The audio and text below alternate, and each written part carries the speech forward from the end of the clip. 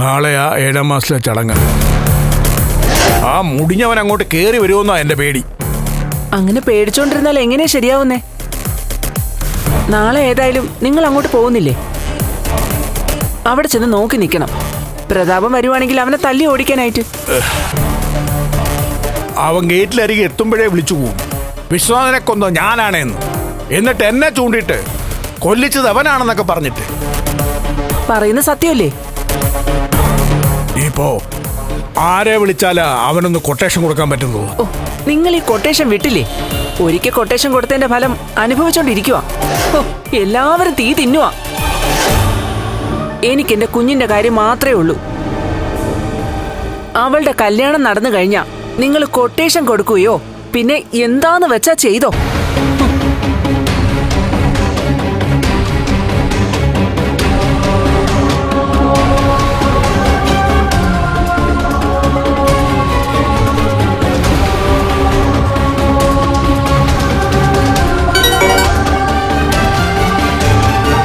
Hello, എന്താ?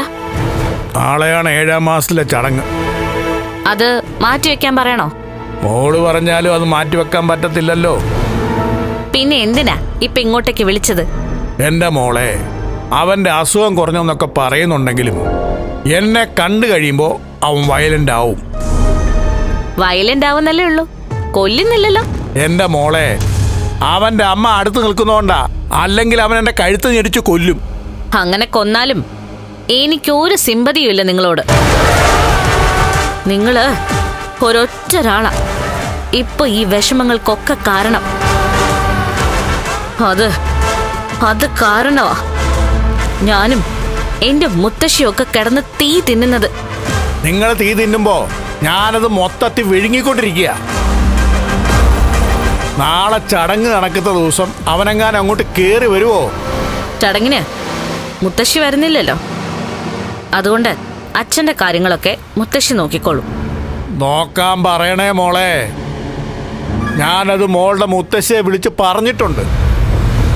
എന്നാലും അവരുടെ കണ്ണെങ്ങാനും വെട്ടിച്ച് ചടങ്ങ് നടക്കുന്ന സ്ഥലത്തെങ്ങാനും വന്നാലേ അവിടെ മൊത്തം കുളവാകും.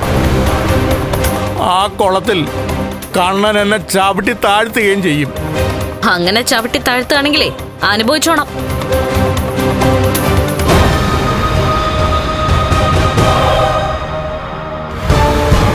ദേ, ഉണ്ണിയേട്ടൻ വരുന്നുണ്ട്, ഞാൻ വിളിക്കാം.